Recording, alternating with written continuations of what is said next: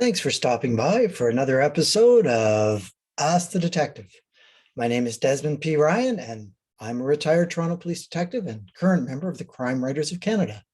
Having been a cop for almost 30 years and having been a detective for 15 of those years, I know a thing or two about crime, investigations, dead bodies, and all sorts of things in between that you, as a crime writer, might be curious about. And that's what we're going to talk about here today.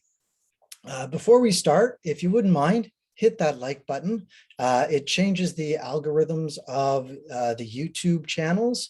Not really sure what that does. I don't know, maybe I get a croissant and coffee delivered to my house every Wednesday morning. I don't know, but feel free to hit that like button and subscribe to the channel so that you become aware of every time I upload another episode of Ask the Detective, which, as these questions are coming at me fast and furious, might be a lot more often than I thought. Okay, as a member of the Crime Writers of Canada, I know a little bit about crime writing, which is kind of how I'm hoping to be able to help you out. And I'm writing the Mike O'Shea crime fiction series. Here's the next novel after 1033 Assist PC. It's called The Funeral. It's really small. It's actually a novella. And what it covers, as the title would suggest, is the funeral of one of the characters who gets killed in the first novel. And for anybody who's interested in how police funerals work and what's involved, besides obviously a dead police officer, you might want to check out this book. It talks about the behind the scenes activities involved in a funeral. Or just ask me some questions. So how would you ask some questions? You ask me.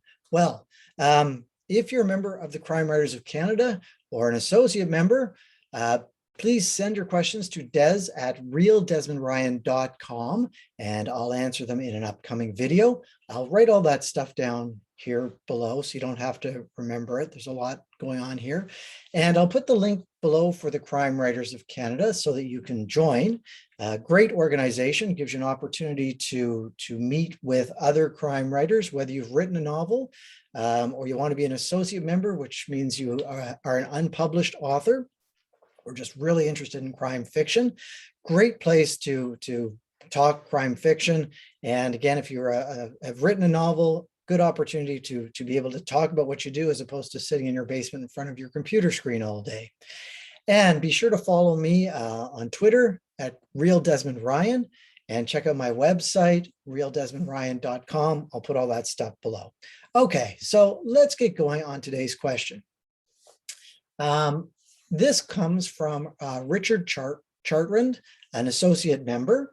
And what he's asking is, who takes control at a crime scene? Is it detective, forensics? Who ropes off the scene? What happens there? Well, great question, Richard. What happens is how a crime scene evolves, if you will. A phone call is made, 911, someone stumbles across something, they call the police. There you go, voila, crime scene. First officer on scene does an assessment, decides, what have we got here? We've got a crime scene, calls in for some help. Let's assume the crime scene is an interior scene, so say inside an apartment. In a lot of ways, that's a whole lot easier to secure than an outside crime scene, and we'll talk about that in just a minute. So what happens is the first officer on scene goes, oh my goodness, it's a crime scene, calls for the sergeant to attend. The sergeant is kind of like the road boss.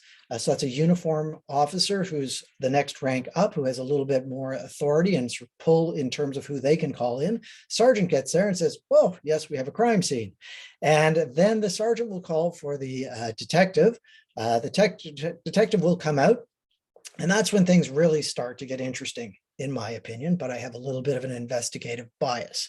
At that time, the detective will determine what kind of crime scene you have. Let us say it's a homicide.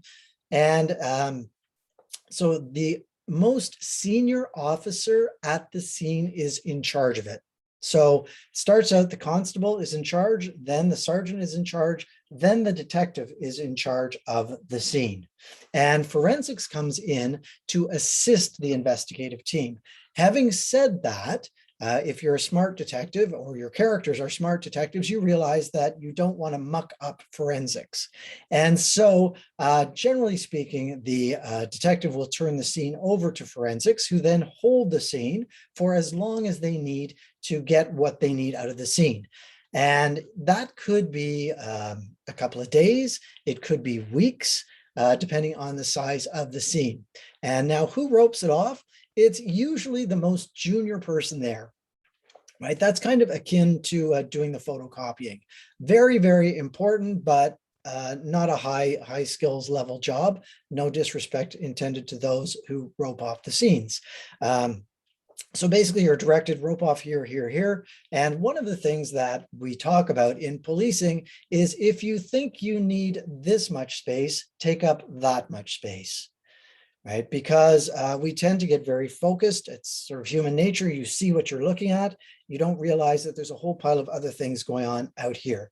Now, when we're talking about an outside scene, that gets really tricky because you have a much larger area, presumably.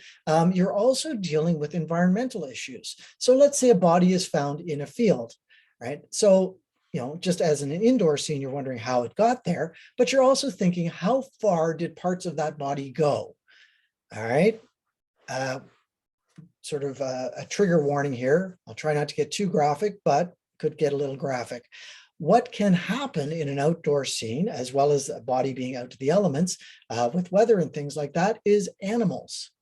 Animals like to eat on bodies. And we'll talk about that probably in another video. But that scene is a lot wider, and you can get into some really tricky areas when you start going into other people's property, and how that all works out. Usually it is by consent that people allow you to rope off their areas. If not, then you basically say, we are conducting a police investigation. We're going to rope this off, and here we go. So all that is to say, Richard, I hope I answered your question, and I hope it was useful to everyone else. Like I said, if you liked it, hit the like button. If you didn't like it, say nothing. Okay, and I will be back to you again, probably sooner than later, with more stuff to talk about. And thank you for watching. Keep safe and right on.